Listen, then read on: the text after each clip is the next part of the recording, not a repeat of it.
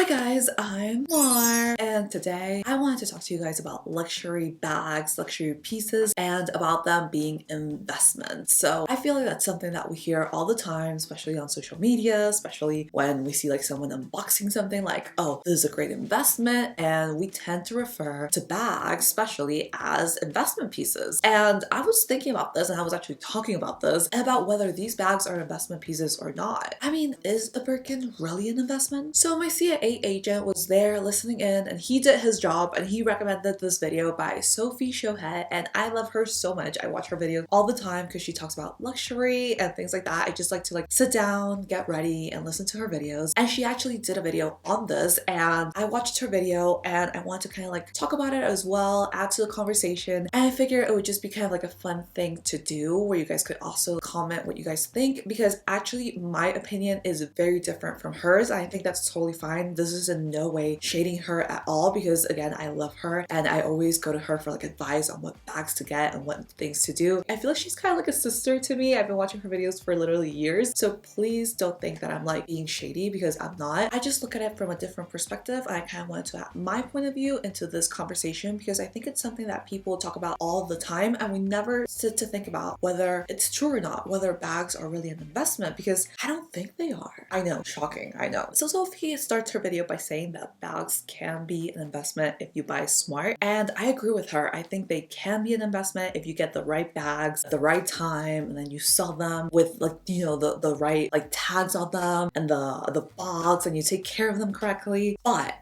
I'm like, there is a but. How good of an investment are we talking about here? And this is actually something that Sophie also says towards the end of her video. You know, she talks about how it's like an investment that you could take some liquidity out of quickly, because, you know, you can just kind of like sell it back quickly. And I don't really know if that's the case all the time, but it can be the case if you like buy a bag that's like the right bag to be sold at the right time, right? So I definitely agree with that. And then she talks about how social media has led to like this perception that bags and like luxury are investment pieces. And then she puts a text on the screen about how there's like this different perception of what an investment piece is on social media. And I never thought about it like that, but when I read that, I was like, oh my god, it's so true. So for social media, I feel like we do look at an investment piece as a piece that's just something that you can wear more than once. So I think we're so used to fast fashion on social media where we wear something and then we put it in the wash, and then when we take it out, it's like ruined, right? So we're like, okay, I only got to wear it once, I got a cute picture in it, and it's done. And that's the cycle that repeats over and over again. So when we refer to an investment piece, and I've definitely done this before, we refer to something that maybe we could wear like 10 times, and that's, wow, that's an investment, right? It's not necessarily something that we can actually sell for a profit, which is usually what an investment is. So I think that perception with social media has really kind of like warped our idea of what an investment should be. And I think this can be really dangerous for women, especially because for women, we keep telling each other like, oh, you want to make an investment, just buy a really nice handbag.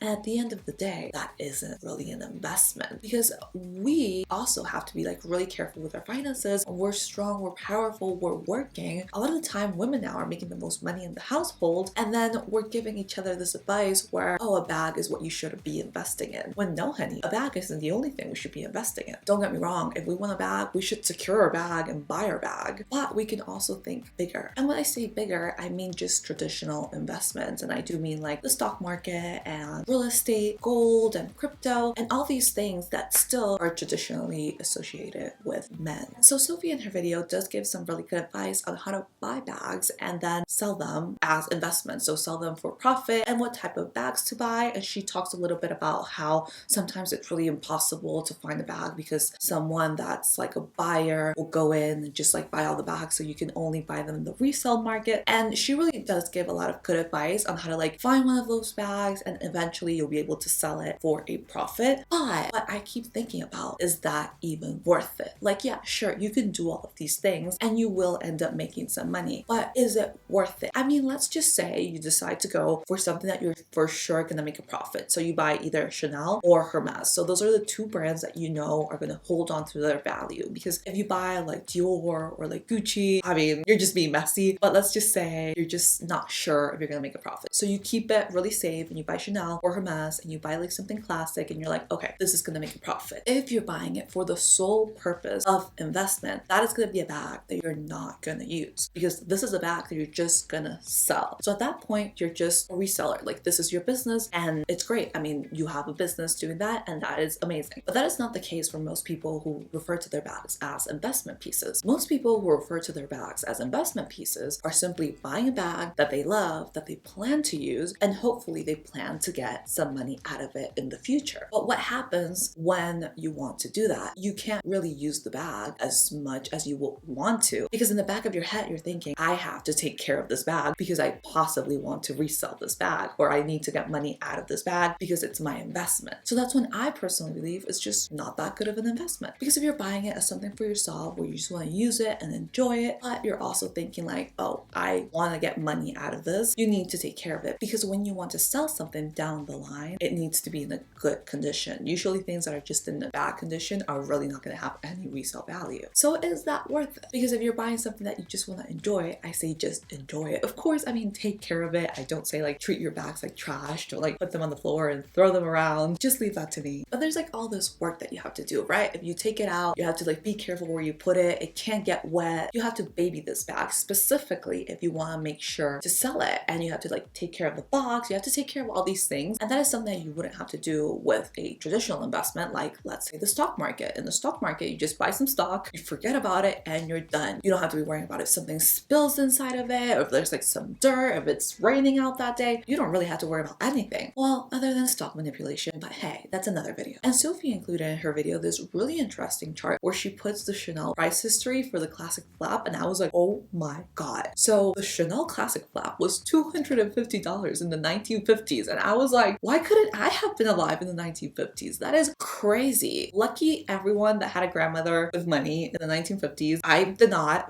but that is awesome. If you know you have a Chanel that was like passed down, you are a very fortunate person. You should not sell it. You should probably just keep that, because just like the memories, wow. But it was $250. Now it's gone up all the way to $7,000. So you look at that graph and you're like, oh my god, it's an amazing investment. Of course I should buy a Chanel classic flap. And yeah, sure, I think this is what people tell themselves when they're buying a bag, like, oh look, it's a great investment, I can sell it down the line. I just think, hey, if that makes you happy, if you want to say that to yourself, great, do it, because it's true. I mean, the bag will go up in value. However, if you're just doing it for the sole purpose of the investment, this is a really dangerous statement. I don't think this is something we should be telling other women. I don't think we should be telling them, yeah, buy a Chanel bag, that's the best investment, because it's not. I just really quickly pulled up the Dow Jones, which is just an index fund, so stocks, and I just picked the 90s for comparison, and the Chanel bag was about $1,000, so a little bit over $1,000, and the Dow was $2,500, so it was double. But right now the Chanel classic flap is $7,000 and the Dow is $35,000. So if you would have bought a Chanel classic flap in the 90s versus if you would have spent the exact same amount of money in this index fund, you would have made a whole lot more. And investing in an index fund is just like a basic thing. You don't have to be like a stock whisperer, because I don't really know anything about stocks. So I mean, it's not like I could be like, oh yeah, I'm just like a stock whiz and I can tell you guys what to do, because I don't know anything about the stock market. But I think it's important for us to like know that as women, we don't necessarily have to just be like, oh,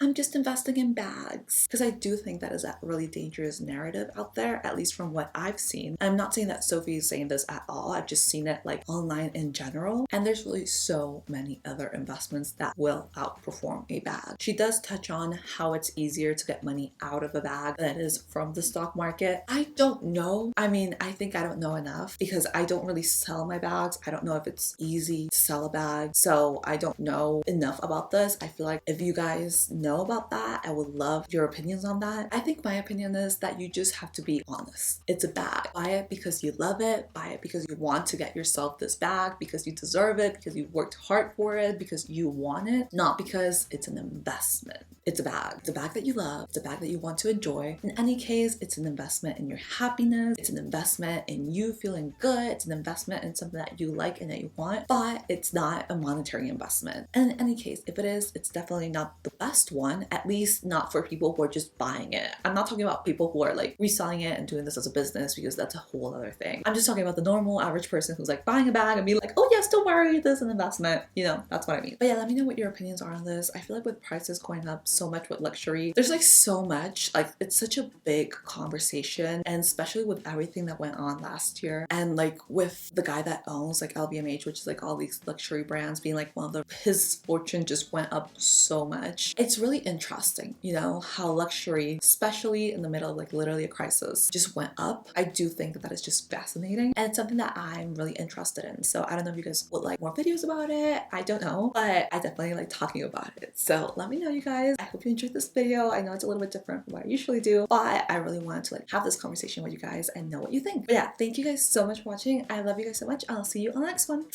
Bye.